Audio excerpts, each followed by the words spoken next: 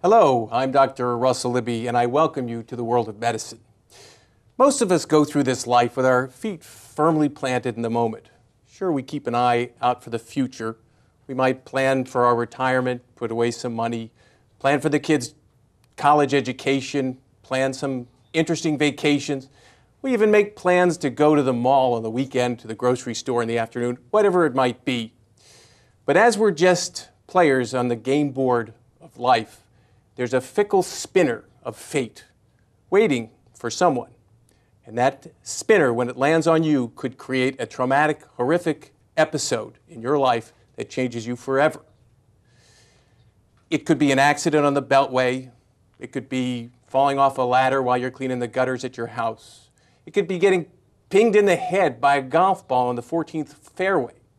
Whatever it is, at that point, you are then relying on an emergency transport and trauma system to take care of you. We're going to learn about what happens to people, how they endure such kinds of episodes. We're going to talk to people about how we respond in the medical setting. We have with us some of the finest experts in emergency transport and emergency medical care from the police department, from the fire and rescue department. We have a trauma surgeon, Dr. Ann Rizzo, from our fine regional trauma center here at Inova Fairfax Hospital.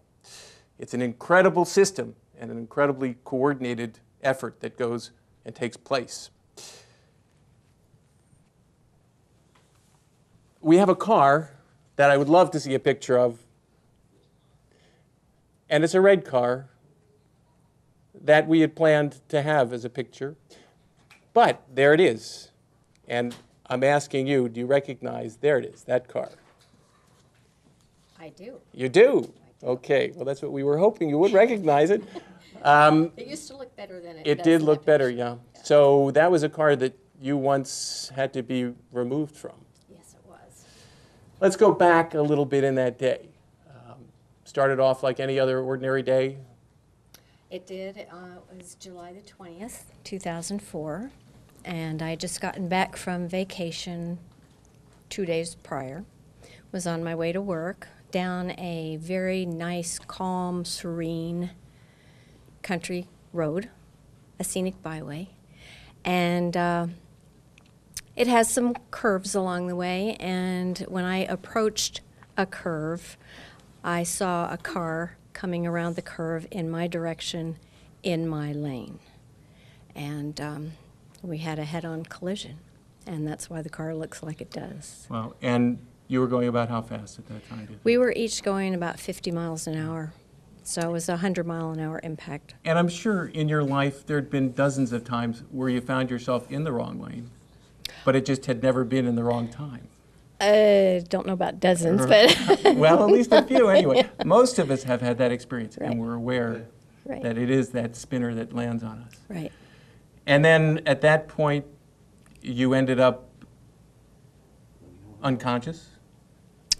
Well, you know, it's interesting because I knew I was going to get hit. Right. I had time to slow down immensely, and I had time to look around to see if there was a way to get out of the way, and there wasn't.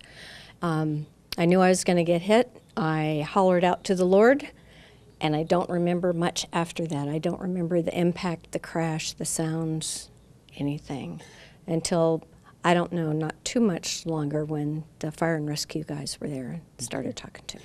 And then you ended up at Inova Fairfax? Yes, I had my first helicopter ride. Your first helicopter But I don't remember ride. it much of it. Well, hopefully you won't be riding in the same kind of helicopter ever again. Correct.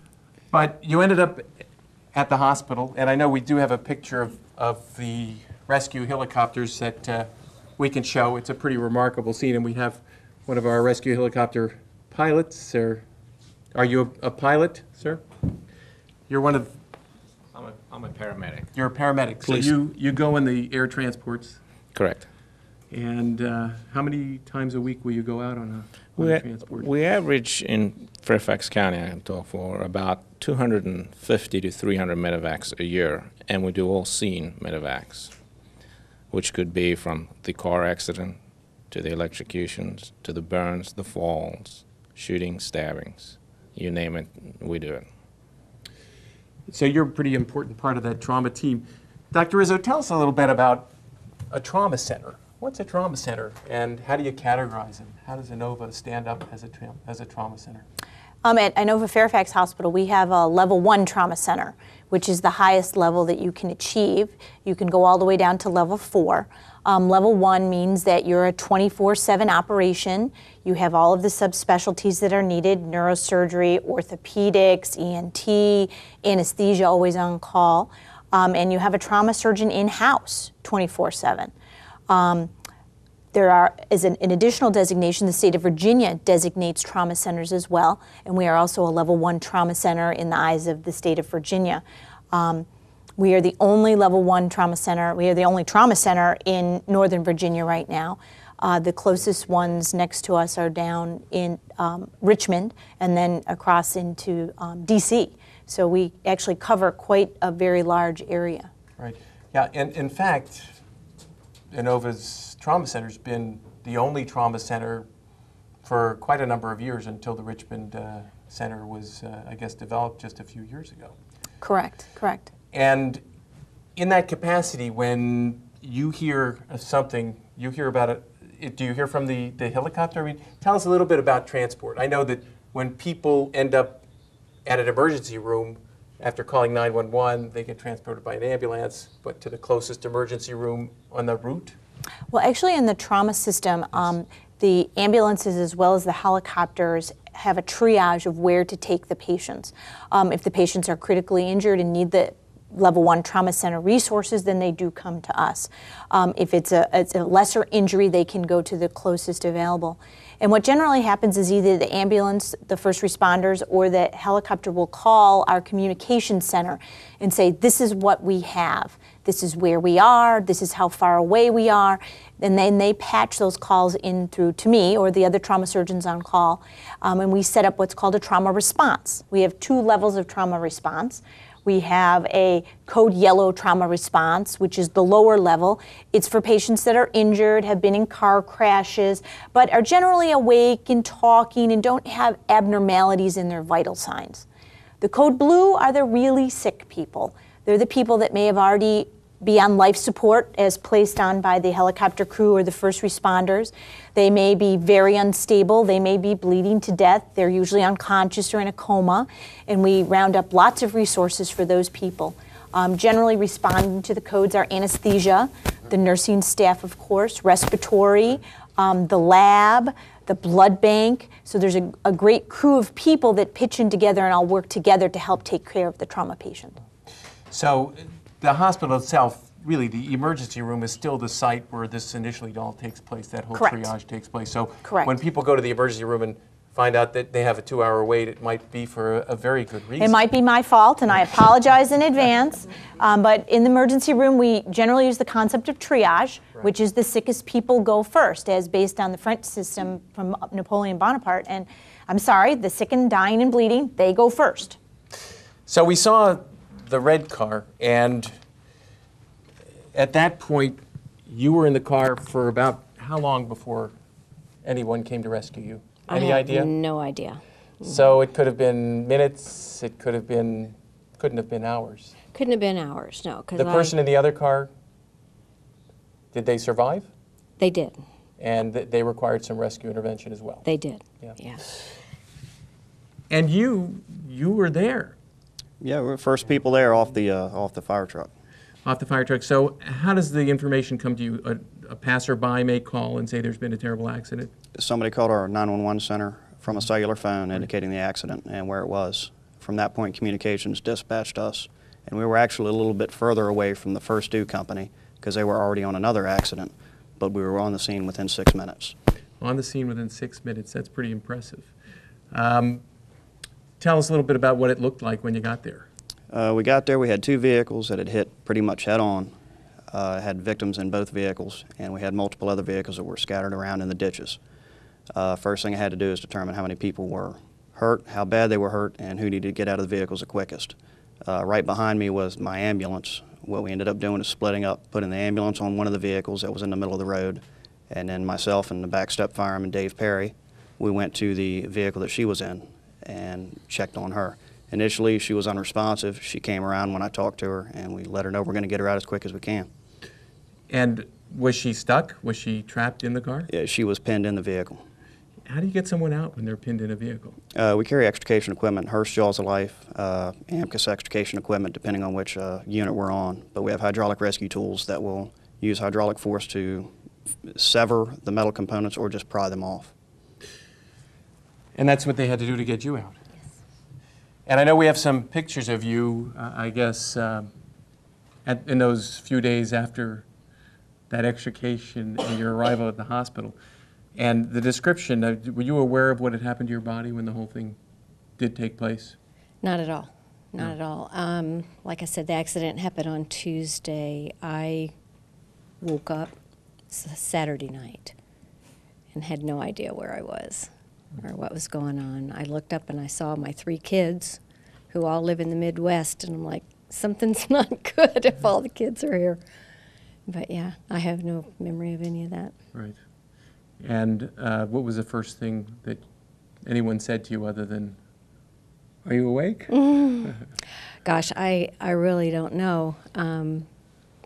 I'm told that I tried to respond, but I had all kinds of respiratory equipment on me and was fighting that. I didn't feel very good. So, but I don't know, to tell you the truth. Had you ever thought you were going to be in an accident like that? Never. Never could have imagined it. Mm-mm. And you spent a fair amount of time recovering from that. I did. I was in the hospital for 4 weeks to begin with. Then I was released to a rehab nursing home to learn how to maneuver a little bit. I was there for 2 weeks, developed a MRSA infection, and was back in the hospital for another 4 weeks.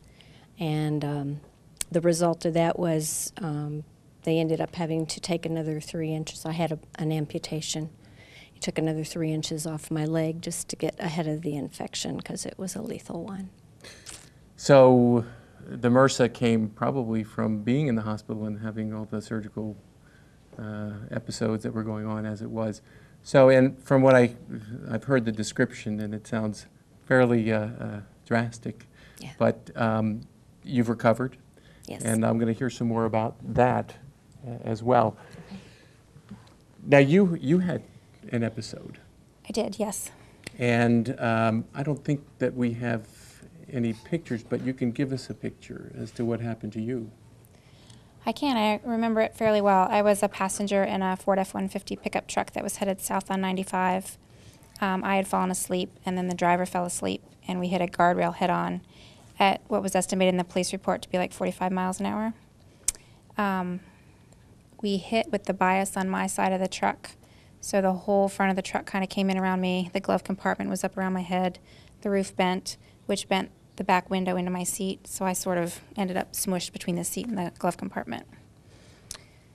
Were you conscious through any of that?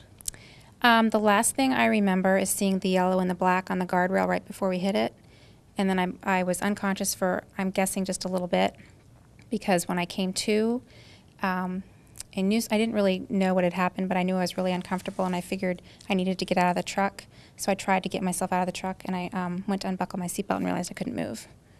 And at that point, I don't really know where rescue was. They weren't actually helping me at that point, but I heard activity behind me, so I just screamed, "Get me out of here." Because I'm told when rescue got there, they thought I was dead, and I guess went to attend to the driver because he was in the middle of the highway. So you got to meet Jaws as they extricated you as well? I did. It took about 40 minutes for them to get me out, and I didn't lose consciousness again, so I remember the whole rescue in pretty good detail. And did they take you by helicopter to the hospital? Mm-hmm. Yeah. Also to Fairfax. And were you conscious there when you arrived and Mm-hmm. and conversant? Yep. So in terms of your brain and your consciousness, you had survived that without incurring too much damage there, but you did injure your nervous system. I did. I broke my back in 4 places. In 4 places. Yeah. So you got to meet Dr. Rizzo, or... I wasn't lucky enough to have Dr. Rizzo. Yeah. She wasn't working there yet, but many of her colleagues were there, yeah, helping me out. And you were in the hospital for... I spent a week in the hospital, but they put me in a cast that went from about here to my knee, so I had to spend the next about 2 months in a hospital bed. My parents rented one, and I just sort of laid in the living room for 2 months. Wow, so you were lucky. When trauma surgeons take care of patients in the hospital, what happens? I mean, you encounter them in the emergency room, and then you do your procedures. They're a special category of surgery. You have to be pretty much ready to tackle anything that comes in the door. Exactly. We're kind of the Renaissance people of surgery.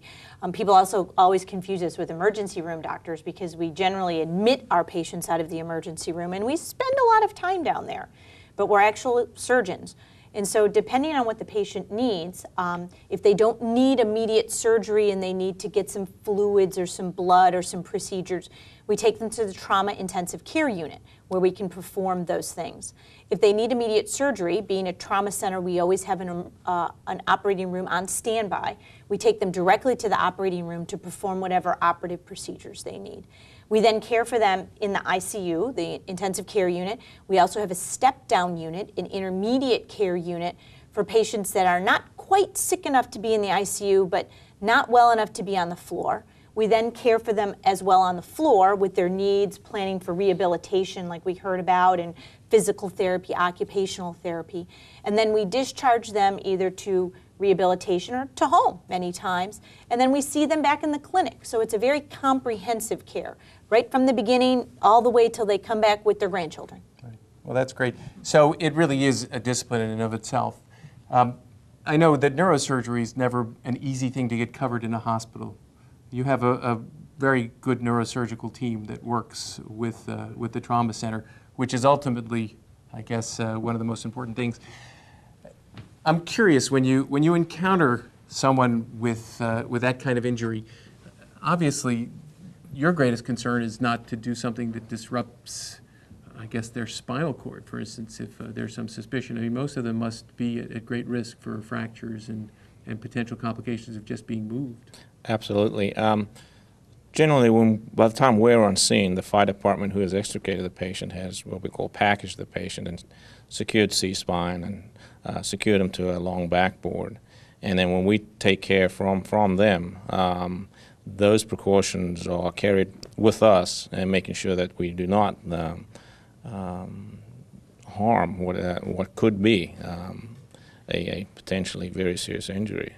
So in the helicopter, you more or less have like an emergency room on board with IV fluids and medications, intubation apparatus, and some of the surgical things you might need if there is an emergent issue that needs some kind of response. Absolutely. We carry basically what an ambulance or a medic unit has on board, but on a little bit of a smaller scale. Everything's very readily available to the order vent if a patient is intubated, to the your monitors and or other little surgical kits that you might carry, to include surgical cric kits, which we use as a very last resort. Right. And I think that everybody always fears, I mean, most of the time you're probably going to be responding to some of the more serious accidents in inclement weather.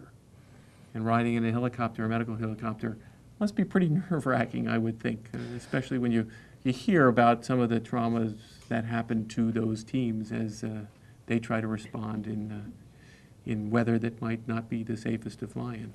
And there are set standards, and unfortunately, sometimes the weather does not allow us to fly, and it's up to the ground units then to transport them to the Level 1 Trauma Center, and could take a lot longer then, but we can't risk the lives of the crew members as well. And I guess with the traffic the way it is here in Northern Virginia, we're hoping that weather doesn't ever prohibit anything like that from happening. Mm-hmm. Now, I know you've had an episode or two through all of this as well. Yes. Give us a little perspective as to what happened for you. For me personally, in February of 1998, I was involved in a crash, a rather serious crash that happened close to my home. I'd left my home to return a video to a Blockbuster store just a few miles away, and a drunk driver lost control of his car and he hit my car head on. I was also taken to the Inova Hospital Trauma Center and treated there. taken into their intensive care unit after surgery, and spent 4 days in the intensive care unit. I was then transferred to the orthopedic floor, and 10 days there, more surgeries, and then I spent 1 more month in a rehab hospital in Reston. And you're her daughter. Yes, I am. How old were you when this all took place? I was 7 years old. 7. You probably have been the one who'd been watching the video. No, Perhaps, maybe I not. don't Perhaps. remember. Maybe. And fortunately, you weren't with her when she went to take it back. I was asleep. It was late at night, so I was Yes. asleep. And that's a good thing. But what happened? I mean, were you awoken? Did you find out? How did someone tell you that something had happened? The next morning, my dad came in, he woke me up, and he carried me from my bedroom through the living room into the kitchen. And I remember seeing my mom's close friend sitting on the couch, and I was kind of confused as to why she was there. And my dad sits me down in the kitchen and has his back to me, and he says, "Mom was in a really bad car crash. She's in the hospital. What do you want for breakfast?" And so He tried to slide something by you there, huh? And so everything stayed the same. I still went to school. I was in Girl Scouts, took piano, took ballet, was in T-ball. We still did all that. And then you'd go visit Mom We did whenever we could. whenever you could. Yeah. And what was it like when you first walked in there?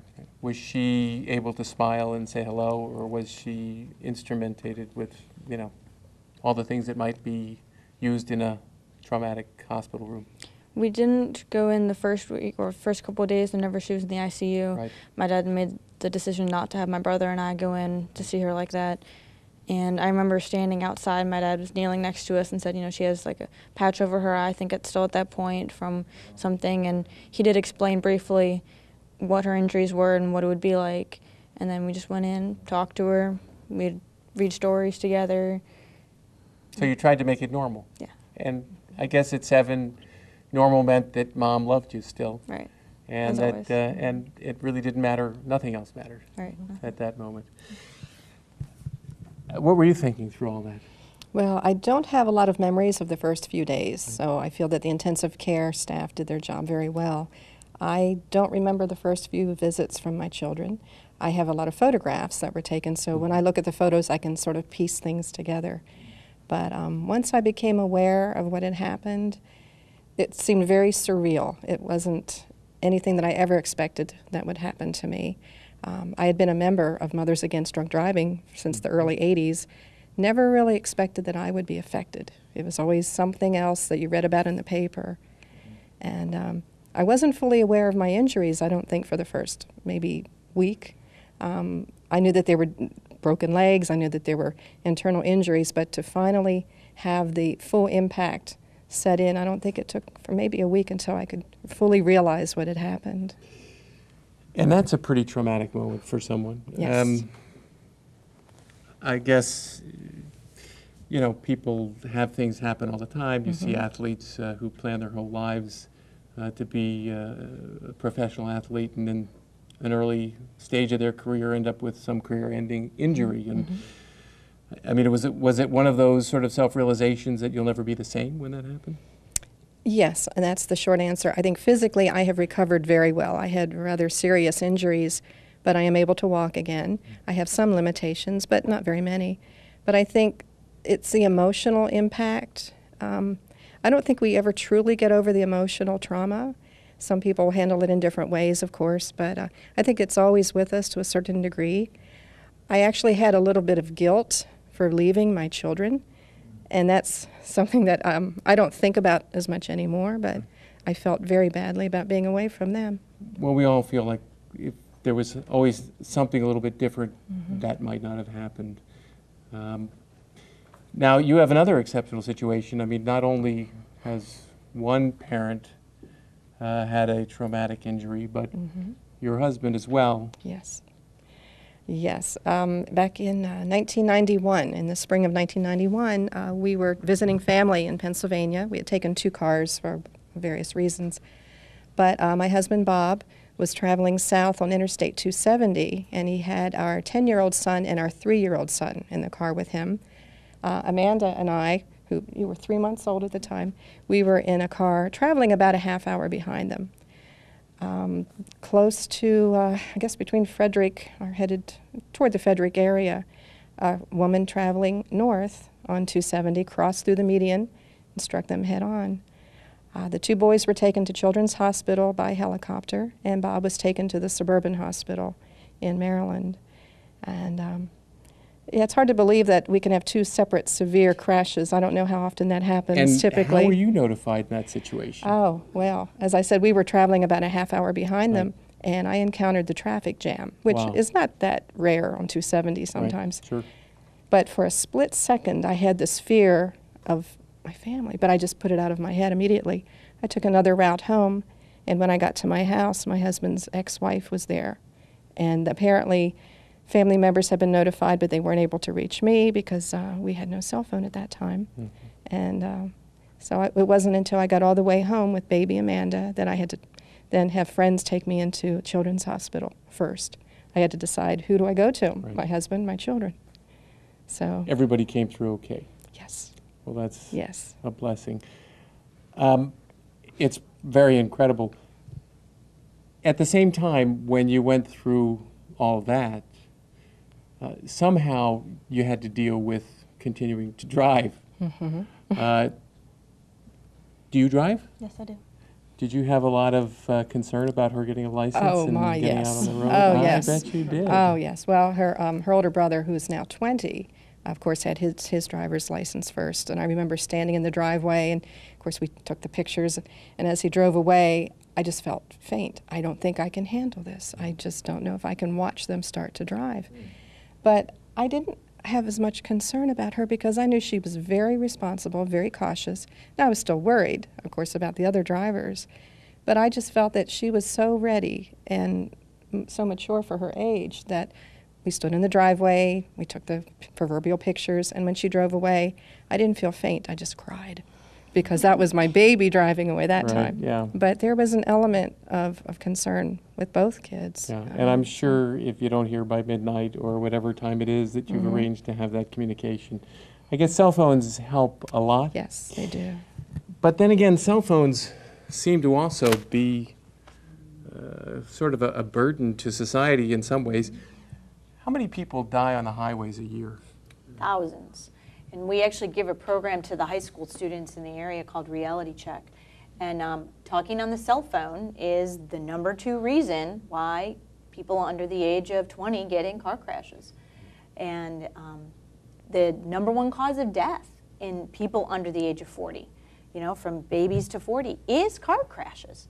And that's a huge impact on the nation, losing a portion of society that can cause regeneration of the society on the highways. An incredible study that I read in sort of doing some background on the show was one that was done, I think in Blacksburg actually, at Virginia Tech or one of those areas down there. And they basically put sensors and video cameras in cars. They picked 100 cars and they had them drive some incredible number of miles, 200, 300,000 miles. And 80% of those crashes occurred with a 3-second inattentive period prior to that. And most of them were stupid things. Looking at your cell phone, bending down to pick up something that fell on the floor. Occasionally it was, you know, other kinds of things. They really didn't categorize them all. But it wasn't all evil things that might come to your mind when you think about people getting distracted. And that 63% of the ones that were near crashes that didn't quite make it were the same sort of thing. But it's just 3 seconds of inattention. It's a pretty remarkable thing. The other kinds of injuries, obviously we're talking primarily about motor vehicle accidents, as they call them, VAs. But you see a lot of other types of injuries in the hospital there. I think falls are probably even more significant relative to productive society. Well, with the aging of our population, falls are becoming a significant issue. As when elderly people fall, they have a higher chance of getting a brain injury. And on the blood thinners and all the medicines that we're using now for heart disease and vascular disease, it increases their chance of bleeding. So falls are a big one. And actually in Fairfax County, over the last several years, we're seeing a higher incidence of penetrating trauma as well. with gang violence and gun violence in the area, much higher incidence than used to be in the past. We still have an overwhelming blunt injury with falls and other kinds of injuries, but the penetrating injury has also increased significantly in the last 5 years. Yeah. Alcohol often involved in those as well?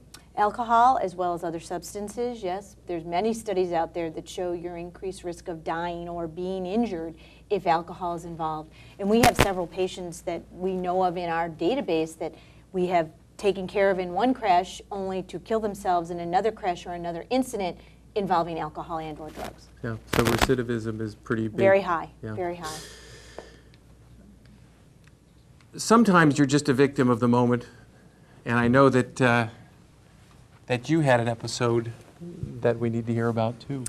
Yeah, just a weird circumstance, not weird at all. March 26, 2001, middle of the afternoon, I was just going to an appointment, and I was broadsided by a dump truck who had run a red light. And I remember nothing. You remember nothing? Nothing. Until? Probably 2+ weeks later. 2+ weeks later.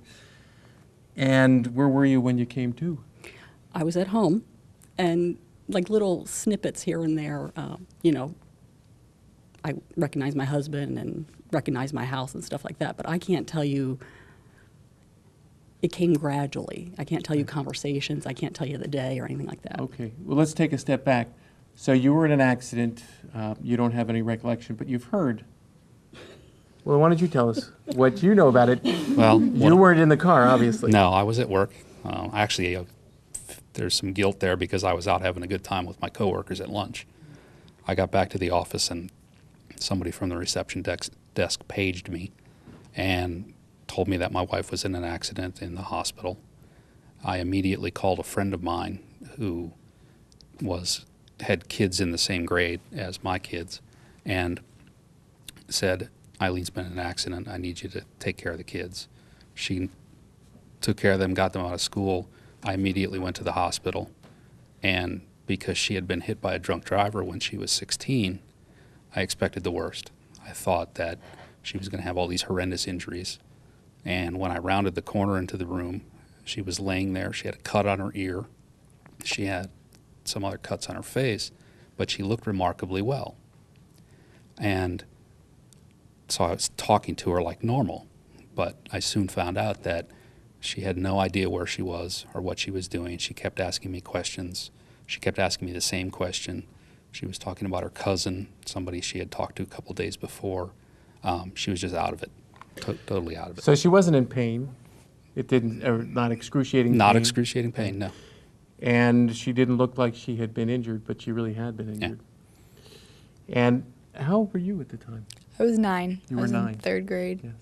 And you heard about it after school that day, or? I did not hear about it until 7 o'clock that evening. And I actually heard about it through a friend. I didn't, like, my dad didn't get a chance to tell me or anything. So I just thought I was spending the night on a random weekday at a friend's house, so.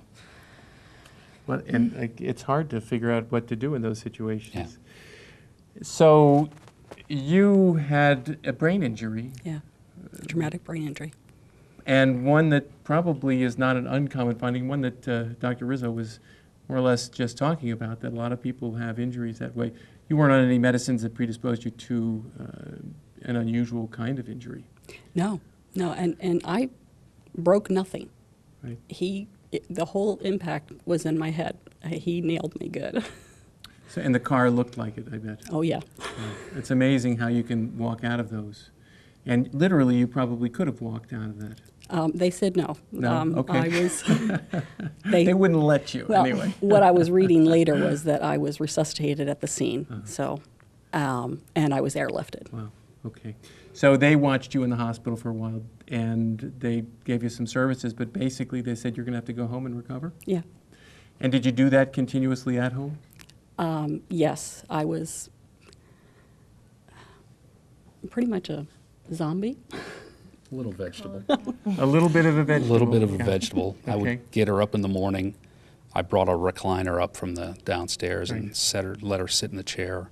I would come home, check on her at lunch. She'd still be in the same chair, just watching TV, not really knowing what she was doing. I tried to get people to come over that knew us, spend a little time with her at lunch. But like she said, there was a 2.5 week period or so that she doesn't recall anything. Wow. So, How long did it take you to sort of come to your senses, I guess you could say? Well, I did, like I said, gradually after a few weeks and things like that, I knew what was going on, and I also knew things were not right. And I went to physical therapy, I went to speech therapy, but the brain, the forgetfulness, the running joke was he would say, "Why didn't you say so-and-so called?" I was like, "I don't remember." And that's when I had to learn how, with speech therapy, I had to learn to write things down, to process them, because otherwise they were gone. So it was all a learning process. And did you feel odd about it as you were going through it? I mean, were you aware of the fact that you couldn't remember things? Did it start to get to you? Yes. And the worst part was I remembered who I was before, and that's very aggravating when you're not that person anymore. Right. Pretty incredible. Traumatic brain injuries. We need to hear from you a little bit, Christine. I know that you're involved with the NOVA. Yes. Daniel and I both run the Rebuild program at Inova Fairfax Hospital, which involves 5 different types of support groups for survivors of traumatic injuries. And one of our support groups is specifically for folks who've survived a traumatic brain injury. Traumatic brain injuries, can you give us a little more perspective as to how lay people would understand them better? Traumatic brain injury, the folks that we end up having a chance to come to our group, like Eileen, you heard Eileen's story. Right. Some folks suffer such horrendous brain injuries, and it becomes obvious. They have really marked deficits. And there are others like Eileen, or a lot of folks that are classified as the mild traumatic brain injury, or even just a concussion that may even be discharged from the emergency room, that get home and find out that they are having some real problems, not able to do the simplest of tasks, getting lost in their car in neighborhoods that they've driven for 20 years. These minor things that are second nature to you and me, but all of a sudden their brain is not working the way that it used to. And those folks begin then to find either like Eileen, for a period of time end up isolating themselves because it's too scary to venture out into the world, because you don't know what's going to happen to you, and it's so frustrating. And then some of those people find their ways to us with the Rebuild program, to one of these support groups, and to have a chance to spend some time talking to other people and understanding that they are not so alone, that there are a lot of other people that have struggled with this and how they have made it through this period. And I guess it can be pretty depressing at the same time, especially if you're prone to it in the first place or whatever, but you isolate yourself, you don't find joy, you're afraid of interacting socially. Absolutely. And embarrassment. And embarrassment. Because they know they're not the same as they were before, and Right. they'll run into someone at the grocery store that they know they should know that person, but by golly, they have no idea from where, what her name is. And it's scary, it's disorienting, and it's embarrassing. Right. One of the other issues that sort of comes out here is that people experience an acute stress episode, coming through something like this and then having to face the reality of what happened and what their bodies and minds might have to deal with coming out of it.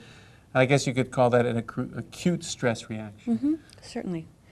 Other things we have folks tell us about it in terms of acute stress reactions, nightmares, flashbacks to the car crash that might just kind of flash out of nowhere, or just the scent of something maybe reminds them of being in the hospital and what that was like. And then So a post-traumatic stress disorder. Now that's something that comes a little bit later, something that seems to persevere for a longer time. It's diagnosable later if the post-traumatic stress doesn't resolve itself within a certain period of time. So, and we heard a lot about that. It became something more recognizable when, I guess, 9/11 occurred, and people would have that acute stress reaction where they had an incredible, let's say, emotional outpouring. Initially, they had a lot of fear from day to day, but then there were those who weeks, months later kept having flashbacks, reliving episodes, becoming paralyzed, fearing everything would go wrong. And And fear is something that all of us as parents can experience. I know that you've had an episode in your life that really changed your world. I have. On Memorial Day 1999, my son, 18 years old, Matt, was killed by a drunk driver. He was a passenger in a car driven by his friend. And he was in college at the time? He was 18. He was still in high school. Still in high school. And the driver had already graduated. Mm-hmm. They were leaving an underage field party. And we had asked that Matt come home about 1 o'clock. And his girlfriend had taken him to the party because Matt didn't drive. And had just chosen not to. We made him buy his grandma's car, and he still wouldn't drive. So his friends were always accommodating, and he didn't want his girlfriend to have to leave the party, so he went with some other people. And the party was about a mile from our house and about 4 blocks from our house. The driver lost control, estimated speed 89 miles an hour in a single car crash. Hit the right guardrail, overcorrected, hit the left guardrail. Matt and the driver were ejected because they were not wearing seat belts. 2 other passengers were trapped. And Matt flew through the sky and landed on the eastbound lanes of the street in front of our neighborhood. A hard tale to tell. It is. It is. And I'm sure it took a long time for you to come to reconcile anything positive about what you experienced and how it's inspired you in other ways. Well, the positive is that I have to stop other families from being in the same position that I'm in. Memorial Day 1999, my life changed. And if I can do anything to stop other families from knowing this pain, then I will go do. And I speak at many, many events. And, you know, Matt's death has to mean something. It has to help someone else. I'm glad you can bring that to help other people. Thank you. And I know that you're involved with an organization, and we have a representative from that organization. MAD. A good name for an organization like that, because I bet she's pretty mad. I'm sure, yes. And we're not just mothers anymore. That's how it was formed, but we are fathers, brothers, sisters, grandparents, children as well. But MAD has such a powerful name to it that we stick with. Right, Mothers Against Drunk Driving. Mm-hmm. When was it started? How long ago? It was formed in 1980 Right. as a national organization, and in Northern Virginia, we've had a chapter here since 1982. And obviously you go out, you do public outreach. We do advocacy. We have tons of volunteers who go out in the community talking to youth, talking to adults, talking to DUI offenders about how drunk driving has changed their life forever. And we do a lot of underage drinking prevention as well, and provide victim services. Any statistics on alcohol and car accidents? In 2007, nationally, there were 12,998 drunk driving deaths. And that was actually, nationally, it was a 3.7% decline, which is the first dip in about 5 years. We had been plateaued. The downside is that Virginia, unfortunately, did not do very well. And we increased in the state of Virginia by 11%. Wow, there are so many issues there to talk about from the point of view of just caring about our kids. I think that kids have a much greater awareness that someone has to be sober, and that regardless of where they go, they need to have someone who they can rely on to drive them. And of course, we have to have parents who are willing to say, I don't care what state you're in, call me, I'll come get you. It is amazing, and the fatality rate with drunk driving is quite a bit higher than it is in the non-drunk type accidents. Yes, as well. that's true. When there is an accident, if alcohol is involved, it's much more likely to be deadly. Yeah. Alcohol. I mean, it seems to be such a ubiquitous problem, in particular when it comes to trauma and what you see there. you guys do a lot of outreach through the hospital and through the trauma center. The American College of Surgeons now actually requires to get your trauma center designation, you must have an alcohol investigation program. And what that involves is questioning patients about their alcohol use and then offering rehabilitative services to those patients and education about why drinking or taking your Percocet and painkillers and driving your vehicle is a bad idea, and how we can get you into a program to help you with these addictions if you have these problems. So we actually have a program in place at Fairfax Hospital to do that, to intervene with the patients while they're in the hospital, as well as educate them. Right. Are there services available? I know that on specific holidays there are, but are there services available for people to call if in fact they've drunk too much and they have a car and they don't want to drive home? Not through Inova Fairfax Hospital, but there are some through the community. Right. And it just depends in which area that you live. They're usually staffed by volunteers, and they try to get the numbers out in advance of the holidays or the special events to help people such as that, or simply call a cab. They also give out cab vouchers for things like this. So Amanda, you're in high school. Is it a big problem? Are there a lot of kids who are drinking in school? It's not just alcohol, but yes, there's a lot of alcohol, a lot of marijuana in high school, yes. Yeah. Is there been any evolution in the way people address it relative to understanding that they are at risk if they're driving? There's basic information that they give us in health class. It's not really touched upon nearly enough as it should be. So there's an opportunity out there for people to learn a lot more. Yeah, I noticed this over here, and digressing off of that topic for a little bit. This is something that you got while you were in the hospital? Yes, this is something that I refer to as my happy box, and I think that it was my children who originally named this for me. Since I was in the hospital for such a long time, I had a lot of caring friends who sent me cards and flowers, and also some of Amanda's friends in her first grade class made me a lot of artwork, and they sent them in to me. I kept every single thing. It started out with just a pile of cards sitting on my bedside table, and the nurses got tired of picking them up off the floor, so they brought this box from somewhere, and little by little the box began to get filled up, and I kept everything. And that is what helped to get me through those 2 months or so that I was in the hospital. Yeah, it was a long time, and you've done a remarkable job coming through it. I want to hear a little bit more about how you overcame what you said. You lost a leg. Hard thing to deal with. I mean, that's a very, I mean, it's one of those things. You see soldiers coming back from Iraq, and you just can't believe the numbers of them losing limbs. Right. And you have a perspective on what happens. It had to be very emotionally traumatic to go through that period of awareness first. Sort of a loss, almost like losing a friend, losing a spouse, losing a loved one. Absolutely. It was something that I had to grieve. I mean, I lost a lot of different things as a result of the accident. The leg was a big part of it.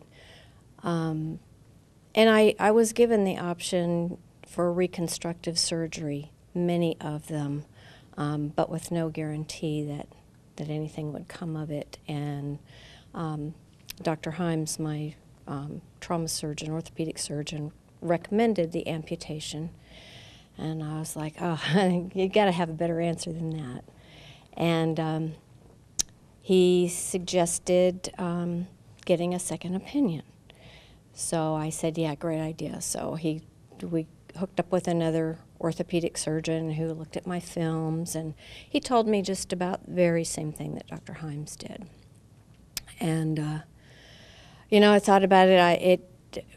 Gosh, I bet it was well over 2 weeks before I really made the decision. Of course, the first week I lost, but, Dr. Himes said, and I had some social workers come see me, and they all said the same thing. Go ahead with the amputation. It's going to heal quicker. You'll get fitted with a prosthesis, and you'll have your life back much sooner and on a much higher level than going in and out of the hospital all the time with these hopefully successful surgeries. But so I said, okay. You went through it. And we did. Yeah. How long did it take you to get to the point where you could drive again? Oh, wow. I didn't get my prosthesis until right before Christmas that year.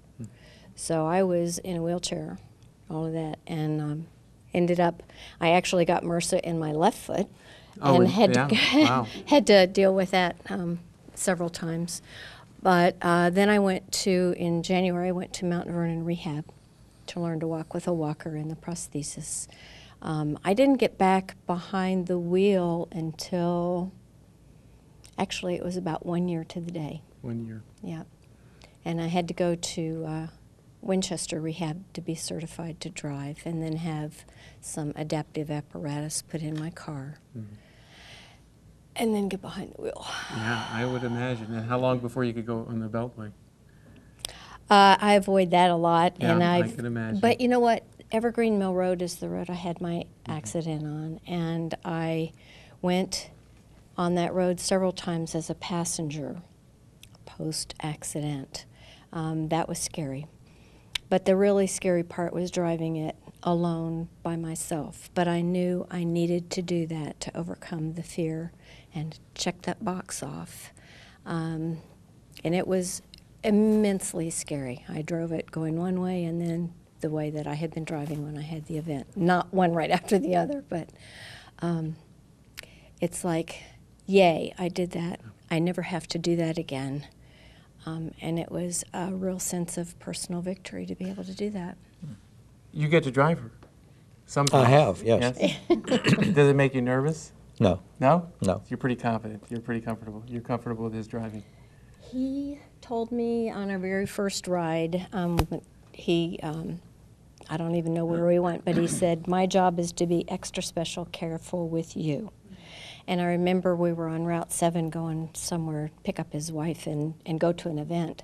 And there was a car accident on Route 7 westbound. We were going eastbound, and he tried to keep me talking so I wouldn't notice it. And I noticed it, and it was the first car crash I'd seen after my own. And he said, that's got to be really hard for you, isn't it?